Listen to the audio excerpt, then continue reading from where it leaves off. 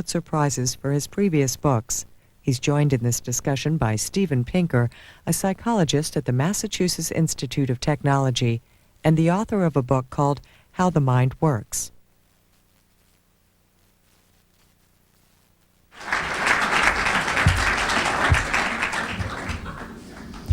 Good evening. Welcome to Barnes & Noble Union Square. I would like to thank you all for joining us on this special occasion for a dialogue between two of the foremost scientists of our time, Professor E.O. Wilson and Steven Pinker. Professor Wilson is currently Pellegrino University Professor Emeritus and Curator in Entomology of the Museum of Comparative Zoology at Harvard. He has twice won the Pulitzer Prize in General Nonfiction for On Human Nature and the Ants. His new book is Consilience, The Uniting of Culture. Steven Pinker, one of the world's leading cognitive scientists, is professor of psychology and the director of the Center for Cognitive Neuroscience at the Massachusetts Institute of Technology.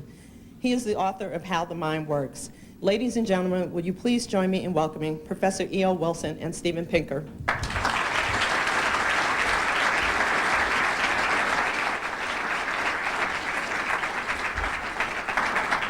Thank you very much. I've been asked to lead off tonight, and I do so with pleasure while expressing added pleasure that I can appear here tonight with my colleague, Steve Pinker, who's we've just getting to know each other. We haven't worked together or spoken together before. My job is to present essentially the elements of the argument of consilience. And I will mention in passing in the 10 minutes or so that I attempt this to make reference to Pinker's own area of research, cognitive neuroscience. The word consilience I didn't just get it out of the air. It's been around for 160 years. It was introduced in 1840 by William Whewell, who is generally regarded as the founder of the philosophy of science, and he meant it to be, in a very strictly defined sense, the interlocking of cause and effect explanation across different disciplines, the strength of which, he said, would determine the validity of the theoretical explanations in those respective disciplines. The word has been used sparingly by philosophers of science ever since, and I mean to drag it out into the mainstream where it will be very likely corrupted by multiple usage and co-opted and so on if this effort is successful.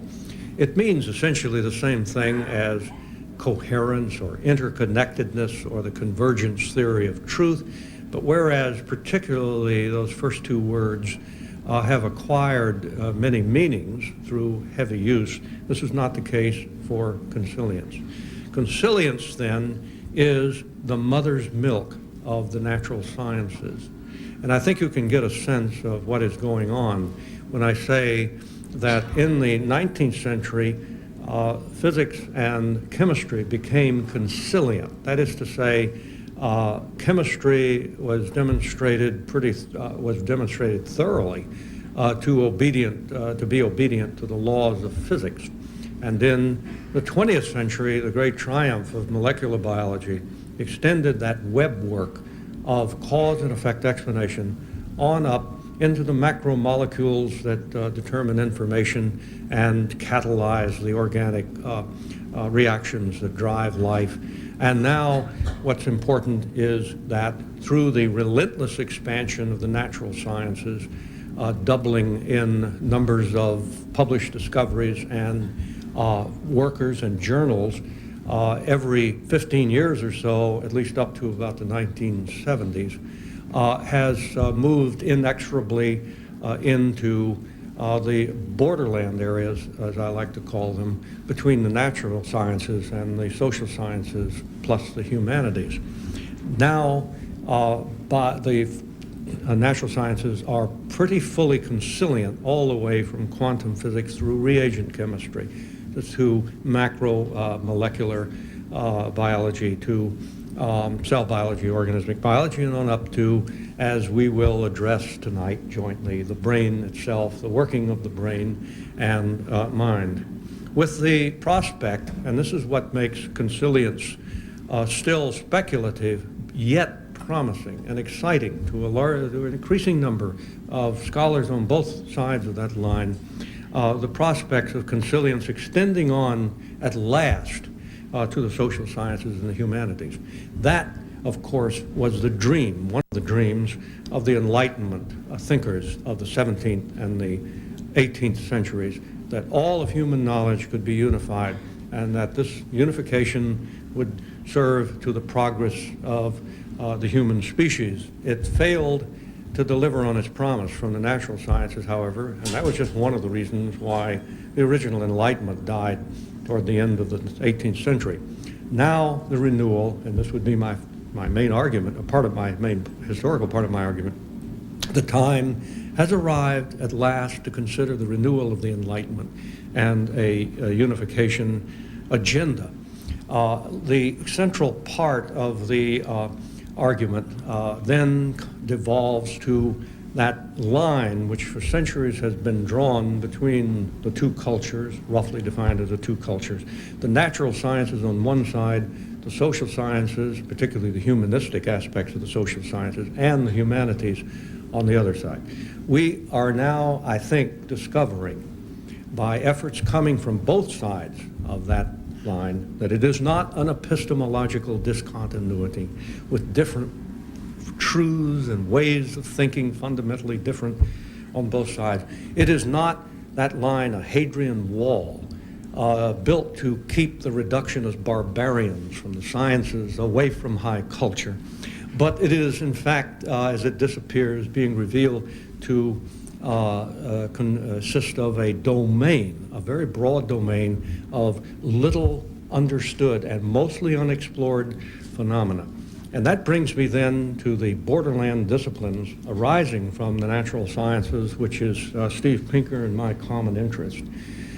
These borderland disciplines, which are beginning to bridge over, particularly to the social sciences at long last, are four in number. I believe they can be counted that way. First of all, cognitive neuroscience, also known as the brain sciences, which is imaging with rapidly improving resolution in time and space, the activities of the brain. And these activities are more and more complex, so the searching ability of these techniques is improving swiftly. A second borderland discipline is behavioral genetics, human behavioral genetics, which through combinations of very sophisticated analysis of the genetic relationships correlated with cognitive and other characteristics of mental activity in human beings, and the rapid advance of human genetics overall to the molecular level, to the level of the gene and the genetic code, is beginning to provide a solid foundation on which to build a biological understanding of the programming of the anatomy of the brain and ultimately of its algorithms and thus biological activities. A third borderland discipline is evolutionary biology, the attempts to trace the history of the human species, and now especially the origins of the mind in terms of the survival and reproductive value it gives, the Darwinian fitness. This was a subject that I got into 20 years ago with sociobiology in the early stages of this investigation. Sociobiology is now also known as evolutionary psychology and has lost a lot of its sting. It's now seen much more as a reasonable discipline in its own right, well cultivated now by a new generation of very bright scholars. And finally, environmental sciences are as the borderland discipline that describes with increasing definitive detail the arena in which the human species as a biological species evolved and to which we are exquisitely well adapted. So environmentalism is a way of thinking, as well as a discipline, that benefits from the naturalistic approach, the materialist approach, foretold by the extension of the natural sciences into that borderland area. And not to neglect the contributions of the social sciences, similar Haustoria, the development, extensions are occurring from the social sciences through fields like cognitive psychology and biological anthropology, and they are beginning to meet and interconnect consiliently with the natural sciences. The key to understanding what is happening and why it is important is, in my judgment, that this approach is allowing us at long last to provide a precise and operational definition of human nature, and I will offer it now. Human nature is not the genes that prescribe human nature. Human nature is not the cultural universals like the incest taboo and the rites of passage found all through the human species, which are the products of human nature. Human nature is the epigenetic rules, the hereditary regularities in development, and particularly mental development, that lead to the consistencies of large sectors of human behavior and biases in the evolution, the cultural evolution that has become well defined, I think, within ethnography and many psychological studies. So once we have defined that and we've able to make the linkages across the borderland areas from genes to organismic biology, to the brain, to the working of the brain, the algorithms, the regularities in mental development that characterize the human species, and then approach that broad, unknown, largely still unexplored area between the development of the individual human mind and then in aggregate of culture itself, leading to cultural evolution. Then we will have begun to make a completely consilient connection.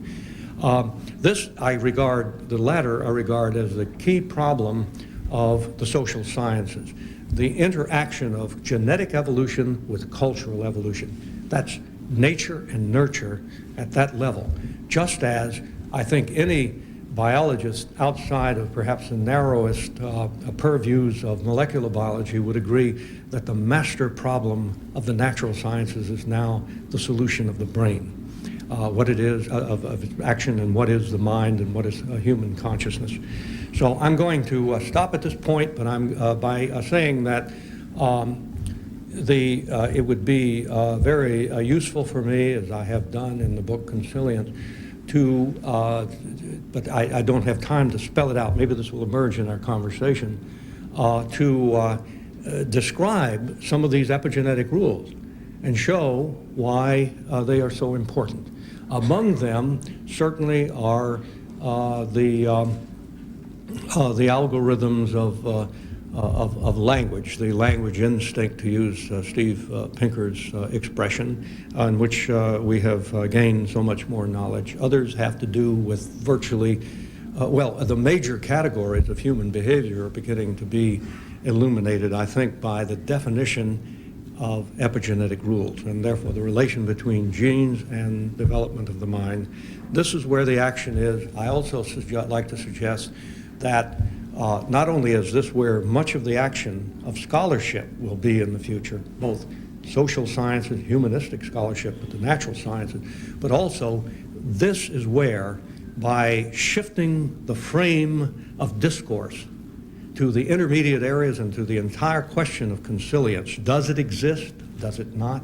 Is it universal? What will it look like?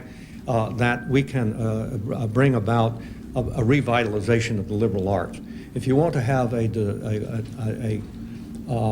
discourse between the natural scientists and the social sciences and the scholars and the humanities and the teachers of these subjects, at least in higher education, this is where to have it. Whether you are promoting the Consilience program and are actively exploring it as a scholar or scientist, or whether you reject it, philosophically or viscerally. This is what we, in discussing the issues thoroughly, can hope to revitalize the liberal arts, which are in terrible condition in our colleges and universities, incidentally. So with that, I'm going to invite Steve to just lead off and make a speech, or ask a question, refute, destroy, humiliate, anything he wants to do. But maybe we'd better stay seated for this, rather than just hopping back and forth from the table. Steve.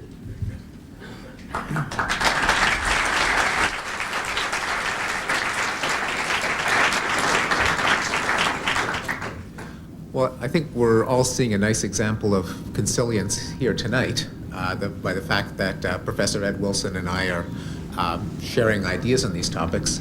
In Ed Wilson's, I'm sorry? Okay. Maybe shove a little forward.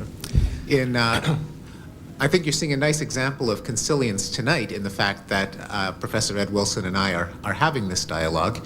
In his day job, Professor Wilson studies ants, which is a subject that only a scientist could love. And I study language, which is the quintessential cultural trait. It's the way in which we transmit a great deal of our cultural information, and it's often held up as mankind's proudest cultural achievement. On the other hand, I think that they're really closely connected. I think it's just a matter of convenience that we're in different kinds of departments, but that there really are two different aspects of the same subject matter. I happen to study one particular organ of one particular species. For me, the species isn't ants, it's Homo sapiens. And rather than studying chemical communication, I study the kind of communication that we do by modifying the noise that we make when we exhale. But I do think that the two approaches are really just different ends of one large fabric of knowledge.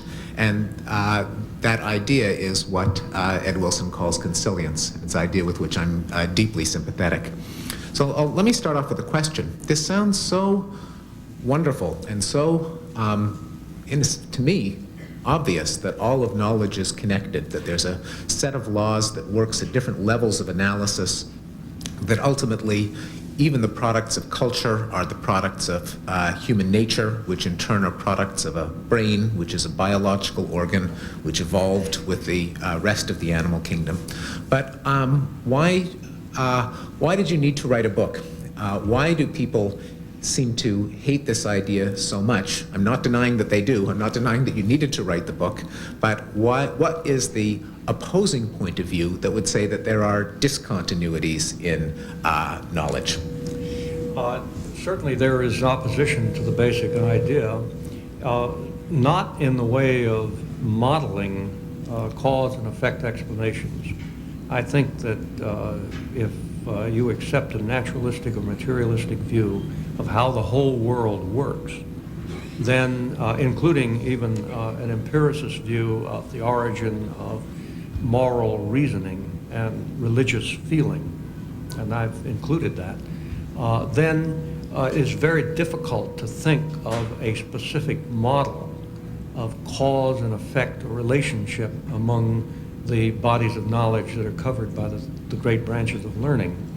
On the opposition to the basic approach is twofold.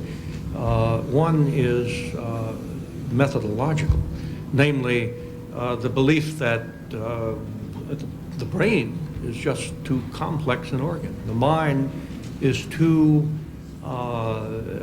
evanescent, too flickering, too intangible, inaccessible a phenomenon, even if you accept that it's material, to ever put a handle on and treat in the manner of the natural sciences.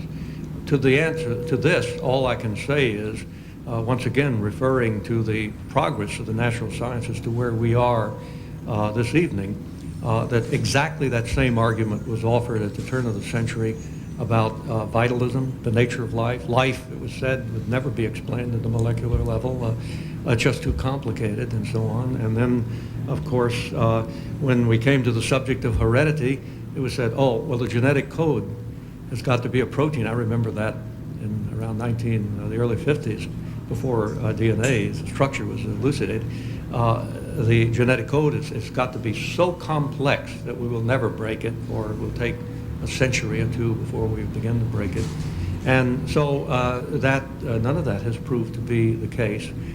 Therefore, I believe optimism in pressing forward into this unknown domain that we are speaking of here, between the biological sciences and the cognition, and thence the social sciences, optimism is justified.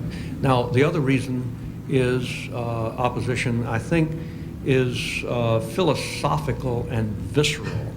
It is that there must be something about the human condition that is forever removed from such inquiry.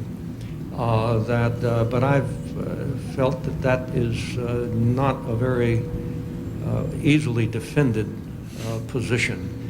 It's certainly not a reason for discouraging the exploration that goes forward. A part of this, and I don't want to be too long-winded.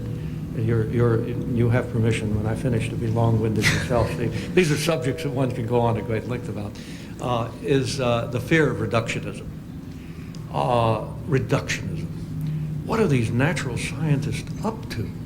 Good Lord, if we keep funding them through the National Science Foundation and the National Institutes of Health, they're going to reduce everything to molecules and processes, at least in the way we account for them. Maybe we'd better stop the whole thing right here. Well, this is a gross misunderstanding, the result of gross misunderstanding of reductionism. Scientists are not conquistadors out to melt the Inca gold.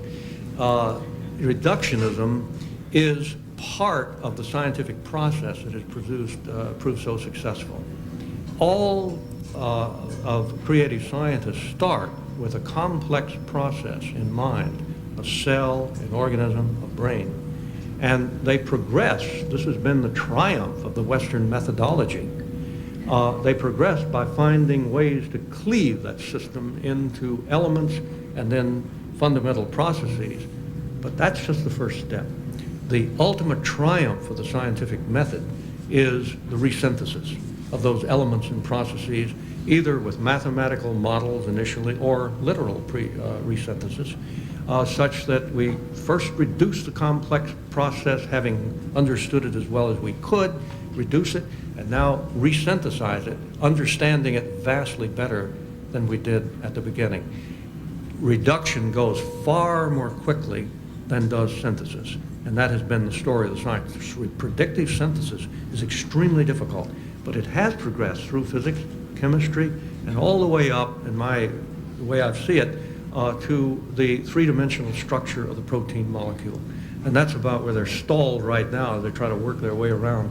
They need higher, the biochemists need higher computational capacity, and they need more precise measurements of molecular interaction within the molecule.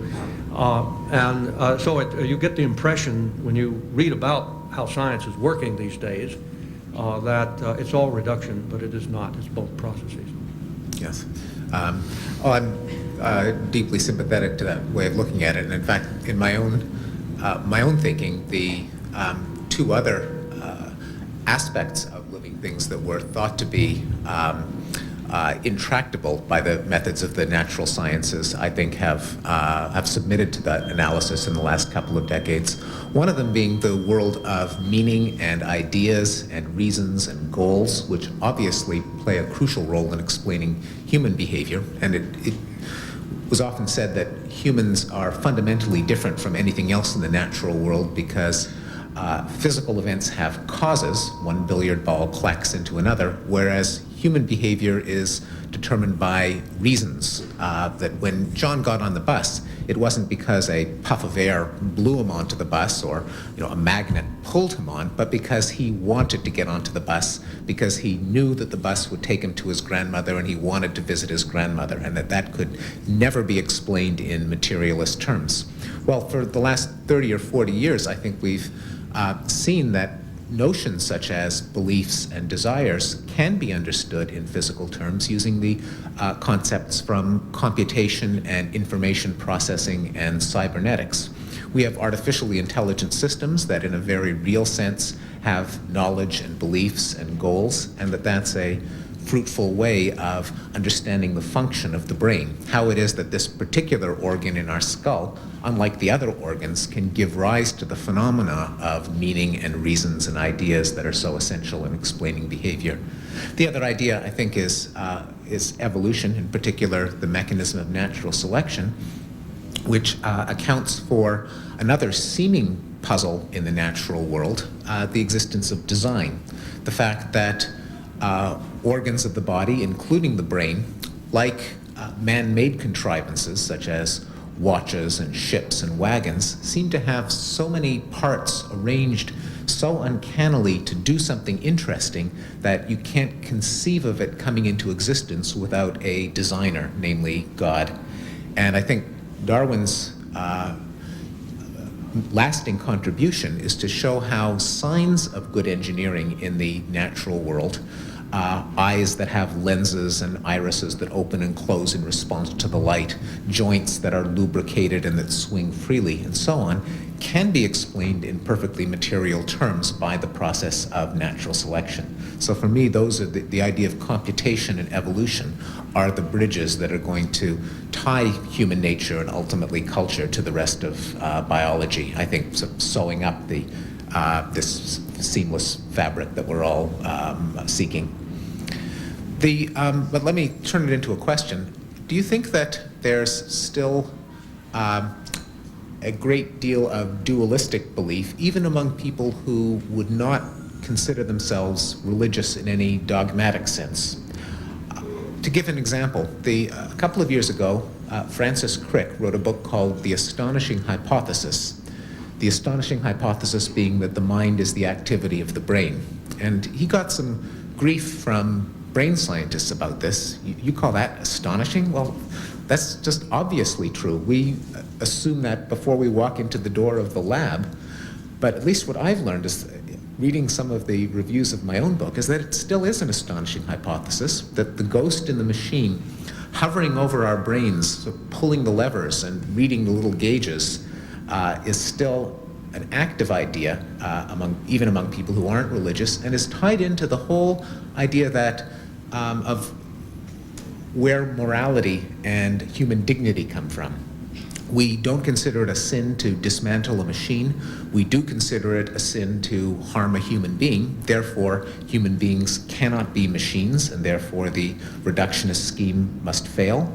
We don't hold objects responsible when they are caused to do things. We do hold humans responsible when they act. Therefore, human actions can't be caused in the ordinary physical sense.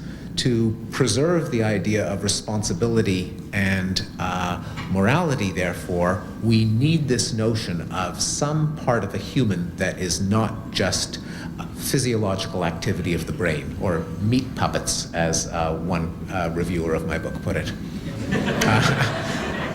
How do you respond to that kind of criticism? Descartes has died hard, so that life is hard for a cognitive neuroscientist like yourself, and who has colleagues who will declare that you're just stating the obvious to them, and the others just state, many others state that what you're suggesting is so ridiculous that it's not worth even responding to.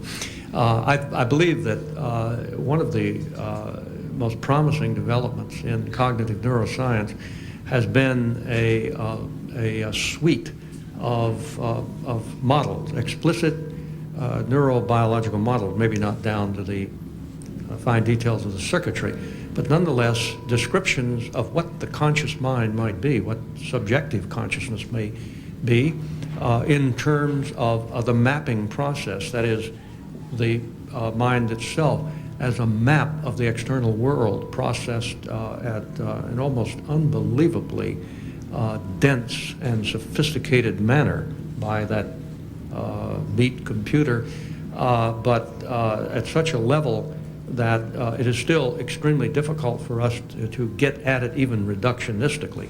Nonetheless, we have now received enough insights from computational models in AI and from neurobiological models that are based on real discoveries of circuitry of the brain, the relation to the endocrine system, hormone mediation of responses, neurotransmitter mediation of mood, and so on, and a clear definition, as you say, of intention, so that it is possible to put together a reasonable account of what the mind really is and where the self fits in it. The self has to be the central figure of these scenarios that the mind consists of. Our scenarios passing back through time into the future and the present, multiplying possible scenarios so we arrive at a decision that matches intention based upon those epigenetic rules and the cultural and background and personal experience, can be welded together into a reasonable naturalistic account of what the mind is, with the self being the necessary central actor in this sequence of scenarios. In fact, our intense desire, I would suggest, to put everything in narratives, right down to the preference of everybody in this room, including myself, when they buy a book, to have a book that has a story in it.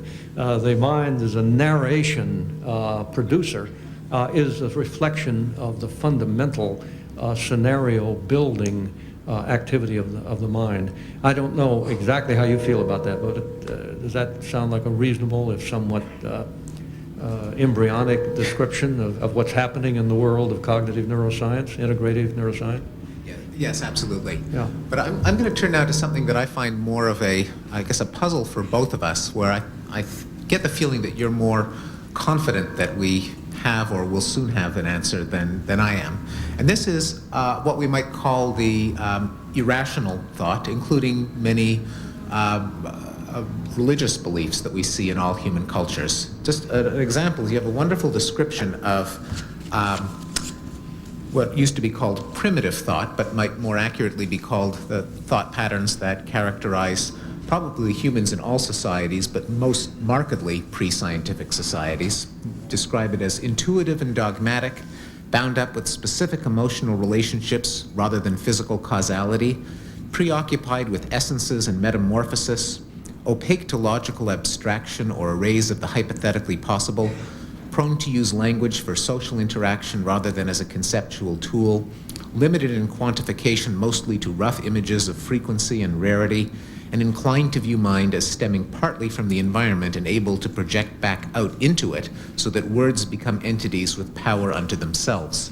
And that isn't the half of it. I mean, people in all societies have what can only be described as daffy beliefs, such as you can bribe the gods for good weather. You can divine the future from tea leaves and chicken entrails and so on.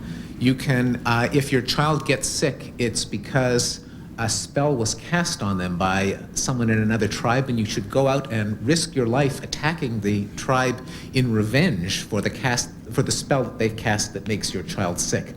Now, these are nutty beliefs. They seem to be widespread. I think it's insulting to say in primitive societies, because you can certainly see evidence for them in our own. As both of us are apt to believe, the human brain is an organ that evolved to solve the kinds of problems that our ancestors faced in a hunter-gatherer lifestyle, since it no doubt is maladaptive to waste even a moment or a morsel of food bribing gods for good weather. Why is this such a characteristic trait of our species? Why should we be ashamed for our species? Yeah, a reader of the book in manuscript commented to me that, you're not just describing the primitive mind, you're describing the average American. And I think one area where our thinking has converged, it's a nice example of consilience at work out at this outer edge of the natural sciences where we both are working. is the conception that the brain evolved for survival. It did not evolve for self-understanding. That's why people know less about their brains than they do about their automobiles. And the role of science, and let me stress too that science is not a arcane activity by an elite group of people. Science is the common body of accumulated and testable information possessed by all. The function of science has very much been, and throughout most human activities, is increasingly effective in taking these prisms and filters of the mind and the algorithms we have that do give us adaptive value, give these strange ways of thinking adaptive value, and showing what the true correspondence is by multiple methods with our sensory input and our ways of logic, the correspondence to the real world. And so this, I think, is very much a part of the Natural Sciences Consilience project. I wonder how we're doing on time. I was just thinking that we were thinking in terms of about a half an hour, and I don't want to cut you off on this, but it might be a good idea to, maybe I'm preempting our moderator here, but of simply opening it up to discussion. Expatiation, rebuttal, humiliation. So why not? Go ahead. Well, it seems that, as I thought on the way down, the two of you are really very strongly in agreement on just about everything. I don't see any disagreement sign of it between you. There are people who disagree. There are dualists out there, as you know, and I think among them probably is Thomas Nagel. Nagel, as you both know, said at one point, it's consciousness that makes the mind-body problem so intractable, which is why all studies of it either ignore it or get it hopelessly wrong. Now, I don't think you've got it hopelessly wrong, but it seems to me that in the book, How the Mind Works, it is kind of ignored. It is kind of shunted aside. Daniel Dennett has a book called Consciousness Explained, which does not explain it. Would either or both of you in the next 2 minutes or so be able to explain it to us? Let me turn that over to Steve, but let me just, right, I knew I was going to be able to dump something on him, but no, I actually, this is a challenging problem, and it is a very worthwhile to, I mean, it's a privilege to try to answer it. Let me say, first of all, though, about that problem, that philosophers like Nagel, with all due respect, were writing, for the most part, before cognitive neuroscience. And now we have a very different picture. I think it's significant that philosophy appears to be dwindling, particularly philosophy of mind, with the best minds, and there are superb minds indeed out there, like Dennett and the Churchlands. They seem to be abandoning philosophy, although they won't admit it, in order to become theoretical scientists. Some of the best philosophers now are really theoretical neuroscientists or theoretical ecologists. And therefore, I think we see signs already that the search is on, and that hope exists even among philosophers, that problem, which was considered intractable, can be solved. The mass of the literature that has been coming out, when put together, as I attempted to put it together, like that from the Churchlands, from Steve Coughlin, from Daniel Dennett, from Damasio and others. As an outsider, I could sort of review it and try to put it together in what I considered a consensus. And that's what I've done in Consilience. And I have no great difficulty myself in imagining how that problem of consciousness can be solved. But I went on too long. What do you say, Steve? I do discuss consciousness actually in some length in How the Mind Works, and I divide between what one philosopher called the hard problem of consciousness and the easy problem of consciousness. Easy is ironic in that it'll be a good century or more before we figure it out. But the easy problem is, how does the information processing activity of the brain give rise to conscious experience? How does anesthesia work? What parts of the brain light up when we see red or taste salt or feel pain or have an idea or fall in love? What counterparts can we find for these activities in other animals, and therefore how might we reconstruct the evolution and so on? And that is an active area of psychology and neuroscience, and I think progress is going to increase until we have a complete understanding. The hard problem is why we're conscious at all. And this is Nagel's problem. What is it like to be a bat? Don't tell me what the bat responds to or how the circuitry works, but what would it be like if I were in the bat's shoes or claws or whatever a bat has? How do I know that your red is the same as my red? When Captain Kirk steps into the transporter room and he's reassembled on the planet, is it the same Kirk, or did one Kirk commit suicide and another come into being? These are what are traditionally called philosophical problems. They keep you up in the dorm room when you're in college till the wee hours. You go around and around, and they're great fun, and you never seem to get any closer to a solution. The idea that I put forward, based on a suggestion from the philosopher Colin McGinn, is that there are some truths of science that the human mind may never grasp at an intuitive level. So just as I will never really understand what came before the Big Bang, even though I'm assured that the question is meaningless and that time didn't exist before the Big Bang, or how something can be a wave and a particle at the same time, that's nonetheless part of my mind can accept that as truth, while another part can never really feel it in my bones.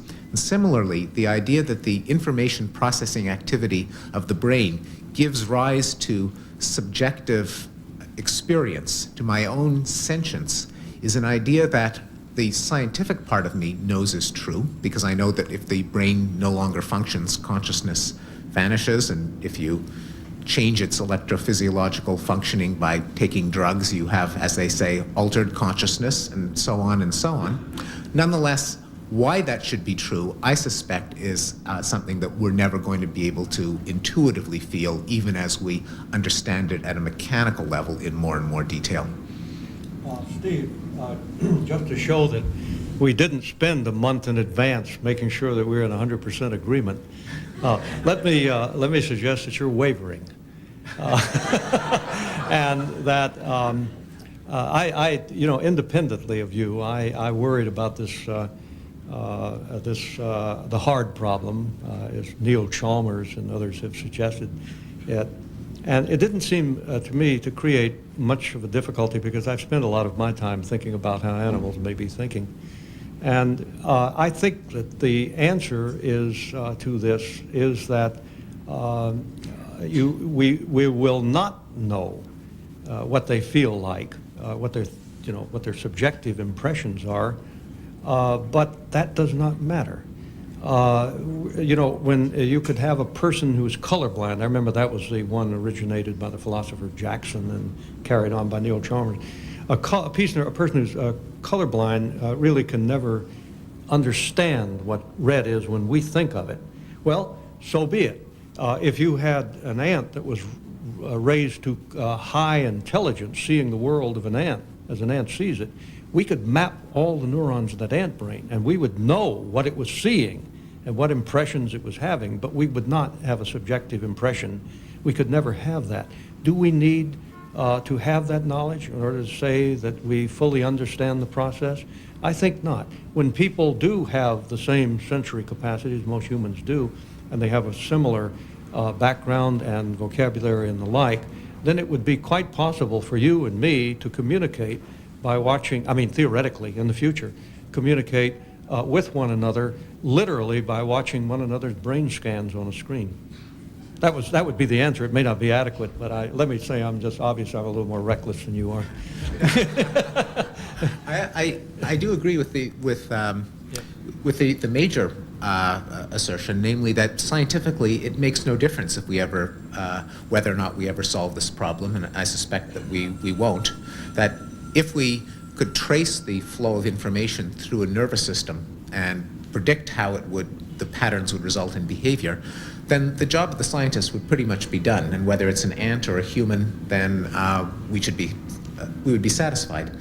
The only difference is that there are a couple of non-scientific ways of thinking that would still be deeply unsatisfied. One of them being just plain old-fashioned human curiosity. Well, what is it like to be a bat?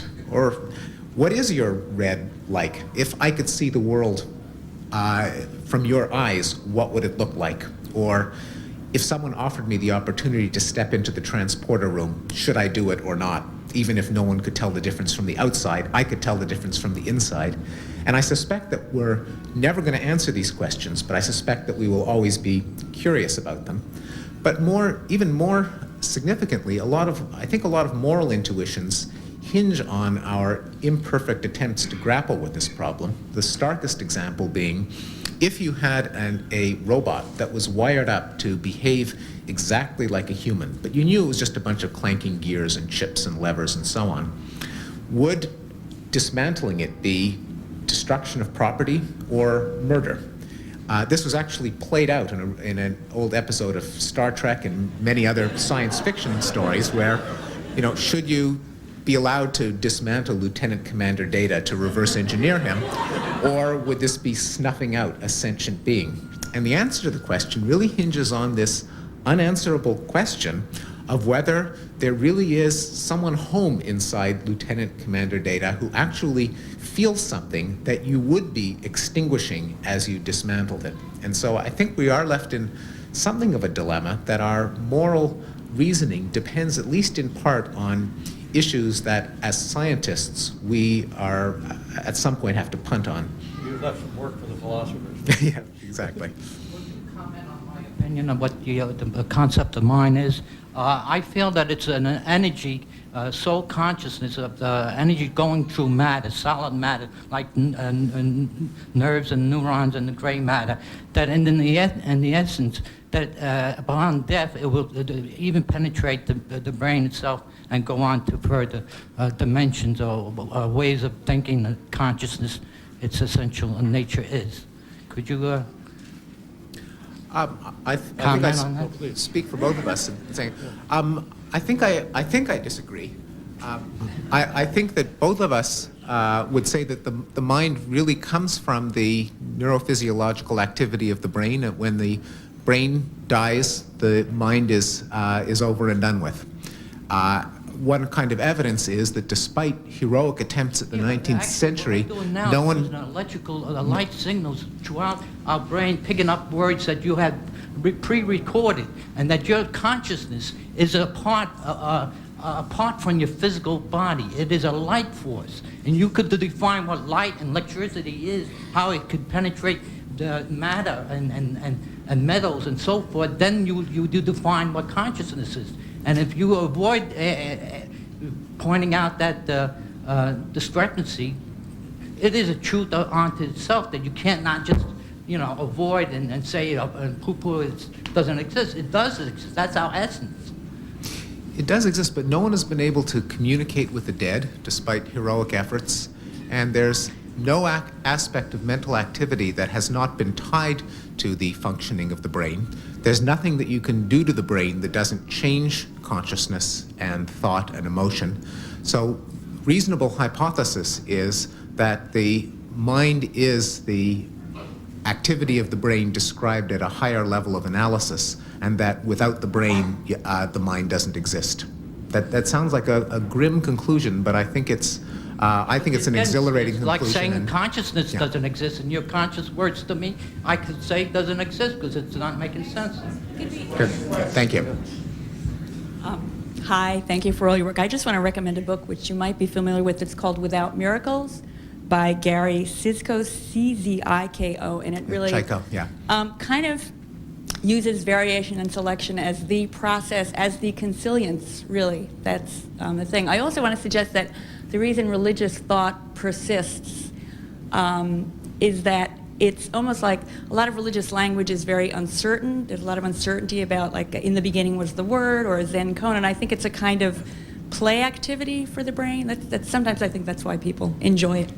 Anyway, well, when you speak of the religious experience, you're actually speaking of an entire, a broad ensemble of intense intellectual and emotional experiences, and certainly these include the desire for mystery, of the unknown. We just seem to have a deep love of the unknown that we still can move toward and make great discoveries and bring ourselves to higher levels of fulfillment. I think that probably is Paleolithic. It goes along with the evolution in the capacity of the mind and our emotions that helped make humanity so successful as it spread around the world. But another aspect that certainly is extremely powerful is the need for communion, for a feeling that you belong to something greater than yourself. This can be the tribe, it can be a great ideology that's sweeping across humanity. It can be a family, but most powerfully, it latches onto or creates, as part of cultural evolution, the traditional religions with their cosmologies, their rites of passage, their liturgy, and this gives deep emotional satisfaction, because to belong to a group, to be able to participate fully in it and be altruistic to other members and even be willing to some degree of self-sacrifice has enormous Darwinian value, as pointed out actually first by Darwin in The Descent of Man.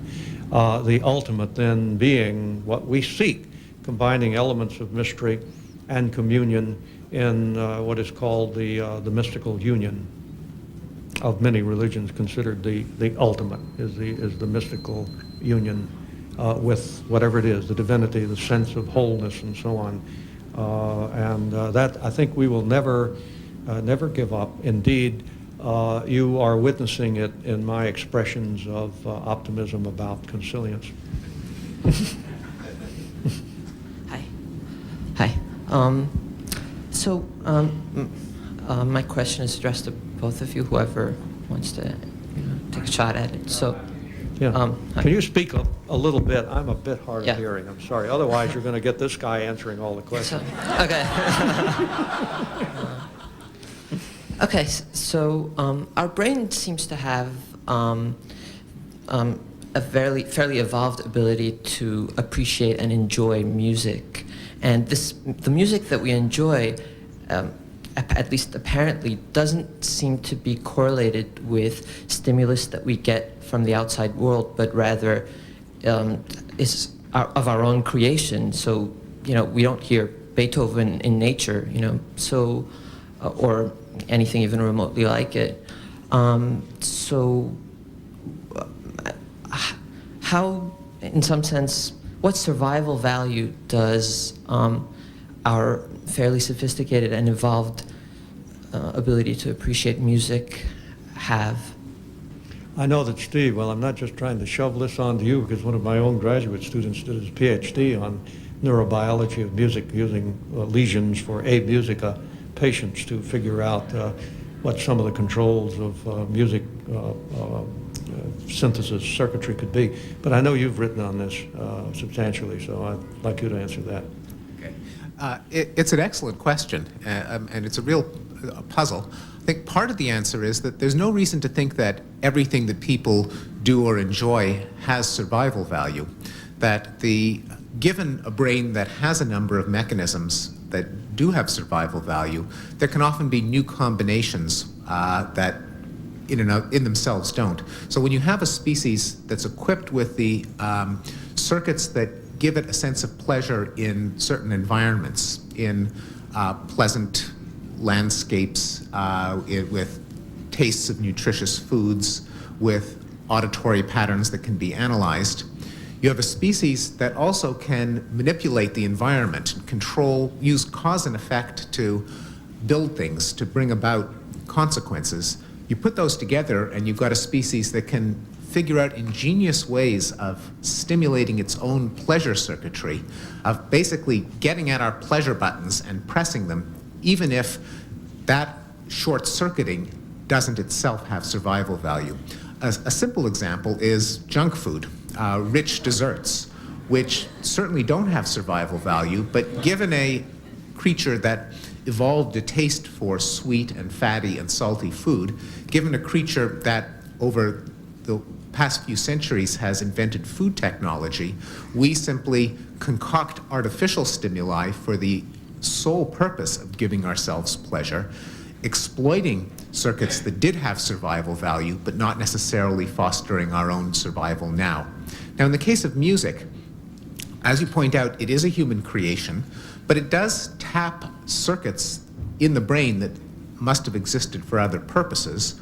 One of the purposes is simply analyzing complex sounds into their waveforms, and there's good reason to believe that the ear and the brain do a kind of harmonic analysis and look for frequency components that are in harmonic relationships, which is the alphabet of tonal music.